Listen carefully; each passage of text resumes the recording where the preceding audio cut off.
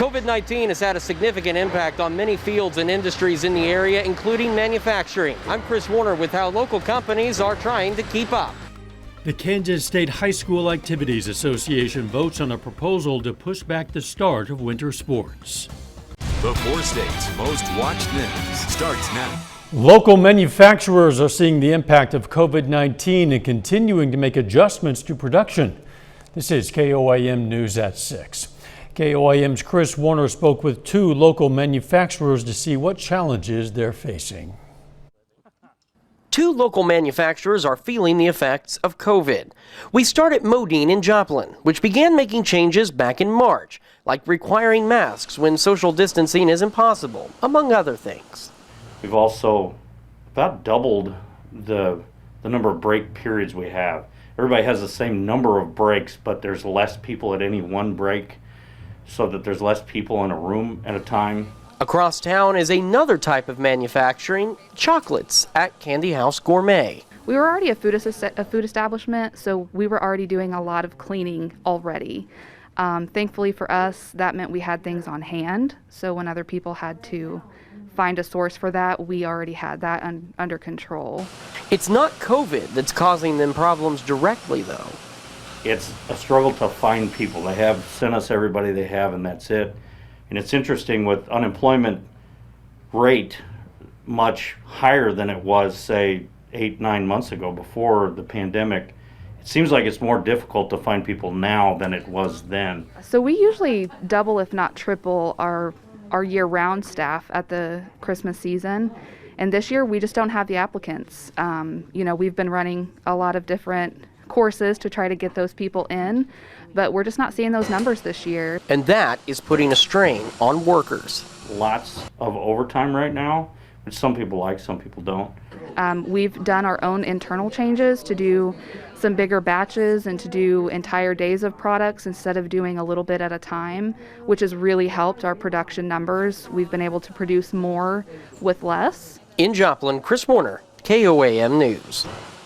Both Modine and Candy House Gourmet say they've seen demand for their products increase within the last couple of months, and both say they're looking for skilled workers. Doug Heddy joins us now from his house, keeping an eye on some approaching storms tonight. Doug. Yeah, Dow, we've had on and off showers, even a few thunderstorms for us today, as a couple little batches have rolled through, and this has kept our temperatures down as well. But the heaviest rain that we saw earlier today, it's all gone. It's across the eastern parts of Missouri, but we still have these light showers and drizzles sticking around. This is going to be the case over the next couple hours, and then we're going to focus in on this line that is rolling out across central parts of Oklahoma. Some of these could be strong, maybe very low-grade severe as they rotate in here between about 8 and 11 p.m. for us tonight. They're going to work from west to east, so we'll keep our eyes on that. And also some pretty heavy amounts of rain with this next little batch. So here's 8 p.m. Let's go to about 9 p.m. You can see these storms are working through the region. And then most of these out of here by midnight, and then we'll get some leftover showers behind it for tomorrow morning. So we'll break this down, look at Thanksgiving here in just a bit. All right, we'll see you soon.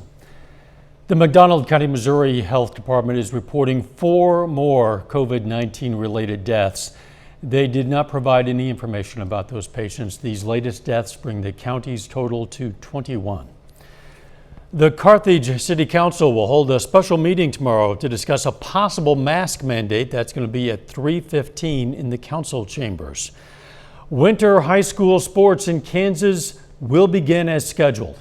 The Kansas High School Activities Association Board of Directors approved a plan to allow winter competition, including basketball and wrestling, to begin on December 1st. An earlier proposal would have delayed the start date of winter competition to January 15th. As part of the new plan, there will be a break in competition from December 23rd to January 7th. Most winter programs will now be allowed to participate in at least 80% of their regular schedule. Our wrestlers and friends and family are all grateful and excited to see our kids wrestle.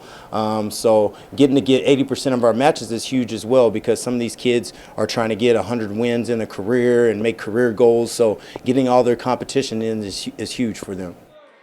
The board also voted not to allow fans at winter sports events until after January 28th.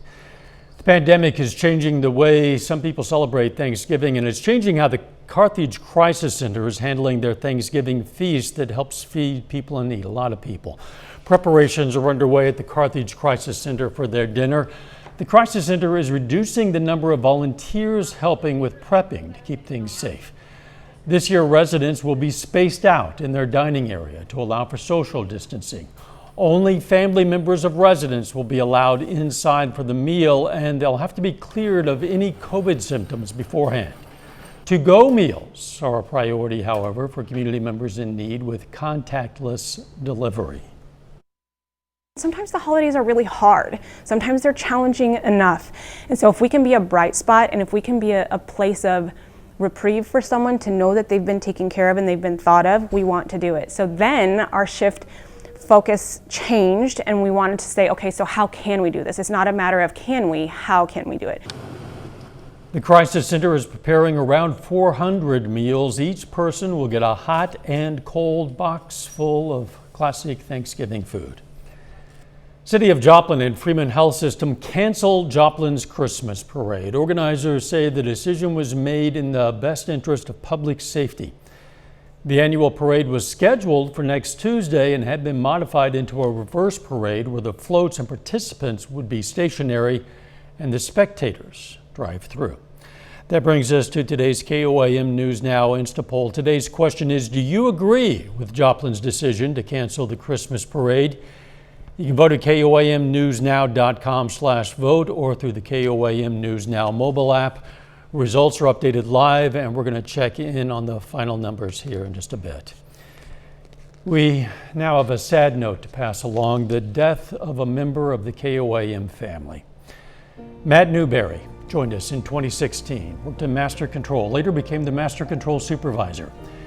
He loved sports, spent years working with Pitt State and the MIAA. Matt, in fact, was one of the driving forces behind our annual Pigskin Preview. Matt was a colleague, he was a friend, he was a good man, and all of us here at KOAM will miss him. The Mercy Park Holiday Tree Trail in Joplin is officially ready for visitors now. The trees, sponsored and decorated by local businesses, will be lit through January 1st. We've told you how the idea came about as a way for four-staters to get into the holiday spirit with less risk. The Joplin Parks and Recreation Department says Mercy Park is the perfect spot to give people some space. It's kind of the perfect location. We have a nice trail with lots of room to spread out.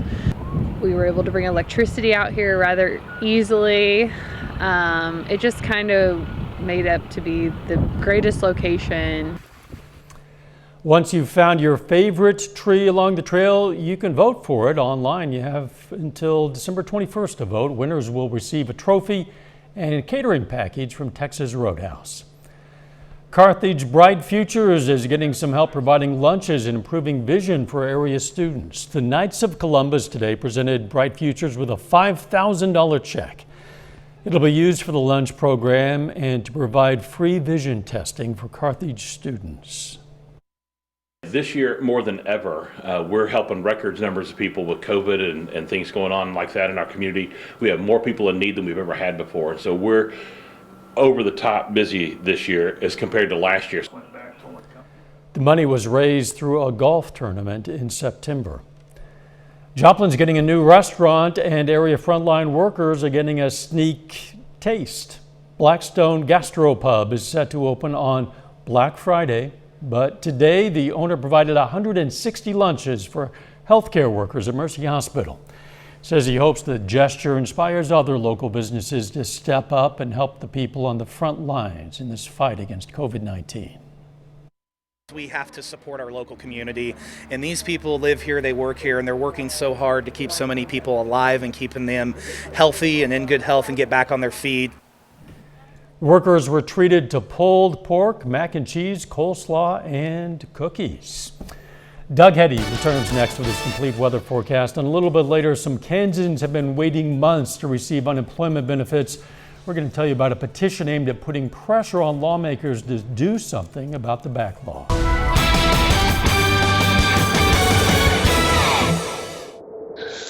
Well, it definitely turned out to be another dreary day for us today. Temperatures a little bit warmer as we did go into the mid 50s, but we've had these kind of on and off showers throughout the day. And almost a half an inch of rain for the month. We're over 3 for the year. About 44.5 inches of rain has fallen across the region. Temperatures pretty steady. Most of us are sitting into the mid 50s, and this is what I expect to see as we work through the rest of the evening hours. Looking outside from our station currently, of course, the roads are wet. Be careful if you are going to be out. 55, south winds at about 10, and our humidity is up there at 93%. Through the evening hours, kind of light showers and drizzle, and then eventually here in about 2 hours or so, we'll get thunderstorms again. Some of those could be on the strong side as they work through the region. We actually got some pretty heavy amounts of rain earlier today. That batch is now racing off across eastern parts of Missouri, but still behind it we have these light showers and a little bit of drizzle. Mainly on the Missouri side, you can see the very light greens from Joplin east along I-44, but bigger storms building back toward the west, and these storms are going to start to head toward us as we work through the next several hours. You can see really from Ponca City up toward Wichita. So our western counties, these are still a little bit of a distance away.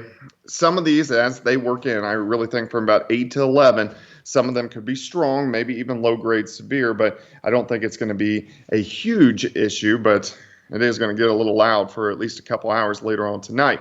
This whole storm system wrapping up, you can see the twist out right about Dodge City. So as this system passes through, then we look pretty good for the next couple days. Here's 8 p.m. These storms working in, and then they're going to really move pretty quickly. So by 9 p.m., they should be along the state line of Kansas and also Missouri, and then stretching back into northwestern Arkansas. These will continue to push east. So I think by midnight, most of these are going to be out of here. And then behind it, we'll have some leftover showers tomorrow morning, the clouds, and then we'll start to dry out. And then we look actually pretty good for the next few days. So let's go through time for tomorrow. We'll have some morning showers. These are going to push east. The clouds really stick around a good chunk of the day. So I think this will keep our temperatures down just a bit. So I think we'll only go up to about 49, 47 by noon.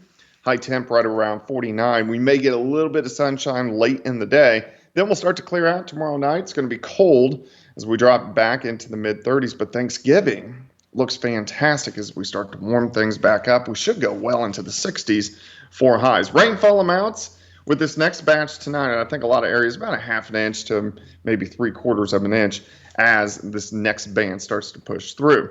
All right, 49 tomorrow, a few morning showers, then mostly cloudy. 64 on Thanksgiving. If you want to get outside, of course, trying to social distance with the holidays is a little bit tricky, but at least Mother Nature's doing this for us. Up to 64 by 3 p.m., then backing down to 57 by 6 p.m. A little cool into the holiday weekend, a few showers late Saturday into Sunday morning. Doug, as always, I know you'll be keeping an eye on the severe weather tonight, and let us know what you need to know when we need to know it. Exactly. Well put. All right. Thanks, Doug. Still ahead, Tulsa's mayor says there could be changes coming to the city's COVID-19 related ordinances after a church concert drew a large, mostly unmasked crowd. Employment benefits for an extra 13 weeks in Kansas will stop next month, just as new COVID-19 restrictions could lead to more furloughs and layoffs. The U.S. Department of Labor informed the state labor agency that the Kansas unemployment levels have fallen below the eligibility threshold for the extended benefits program. The last payments for Kansans on that program will be the week ending December 12th. Some Kansans are still waiting on their unemployment benefits, as long as 9 months for a single payment. With Kansans still in need of financial help during this pandemic, a petition is circulating on social media fighting to hold the Kansas Department of Labor accountable for the backlog of Kansans waiting to receive payments. Carolyn Elliott has that story. I would like to get this in front of Secretary of Labor Ryan Wright, the Director of Unemployment Insurance, and ultimately Governor Kelly, and whether that is,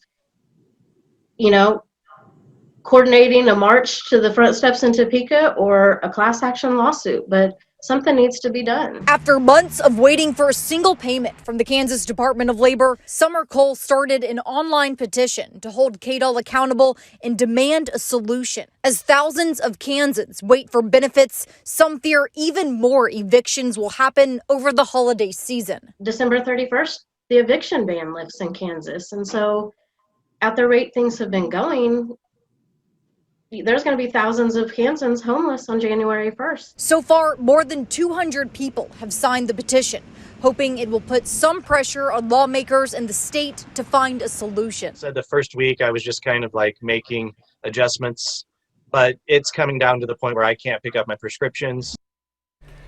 Again, that was Carolyn Elliott reporting. A spokesperson with the Kansas Department of Labor says the agency is working through a backlog of 13,000 people right now. They hope the department will have the pandemic unemployment assistance backlog cleared up by the end of the year. The city of Tulsa could be changing its coronavirus-related ordinances after a large church gathering this weekend raised concerns. The gathering is for a concert by a band called Bethel Music at Victory Church. The band posted video to social media that showed a packed crowd with few people wearing masks at the church. Jameson Reed was at the event and says he did not wear a mask because it wasn't required, even though it was encouraged. He says he did not feel it was dangerous. No, absolutely not, because the way I see it is I believe in Jesus Christ and I believe in the Holy Spirit. And so I believe that where the Spirit is, God is a God of healing and not of sickness. So therefore, when the Spirit is there, I believe that there's no sickness there. Tulsa Mayor G.T. Bynum says church leaders told him they were in compliance with the City of Tulsa ordinance. You see the pictures on social media of what occurred at that event. That clearly, to me, demonstrates the limitations of the rules that we have in place right now and the need to amend them. Bynum says he'll meet with the City Council in a special meeting next week to discuss amending Tulsa's COVID-related ordinances. Any changes could impact event sizes or penalties for not complying with the city's mask mandate. A final check of our KOAM News Now Instapoll on the cancellation of the Joplin Christmas Parade. That's next. Take time now to honor a local veteran, Corporal Jerry Winninger. The Joplin native served in the U.S. Marine Corps during the Vietnam War. He was injured in combat while trying to rescue a fallen soldier. For his service, he received the Navy Commendation Medal and, of course, a Purple Heart. And we are proud to salute Corporal Jerry Winninger. He's tonight's four-state hero. Get a final look at tonight's KOAM News Now Instapoll. Again, we're asking, do you agree with Joplin's decision to cancel the Christmas parade? 82% of respondents say yes, they agree with that. 18% do not. This poll is now closed. Thanks for participating. Let's check back in with Doug Heading now, who's keeping an eye on some storms tonight. Doug. Yeah, Dan, we're going to get some showers and thunderstorms. Working through some of these could be a little bit on the strong, maybe even low-grade severe side as they work through, mainly from about 8 p.m. until 11 p.m. Morning showers tomorrow, and then we start to dry out. But look at Thanksgiving. Looks fantastic. Mostly sunny, 64. Yeah, we'll certainly take those temps. Thank you, Doug, and thank you for joining us.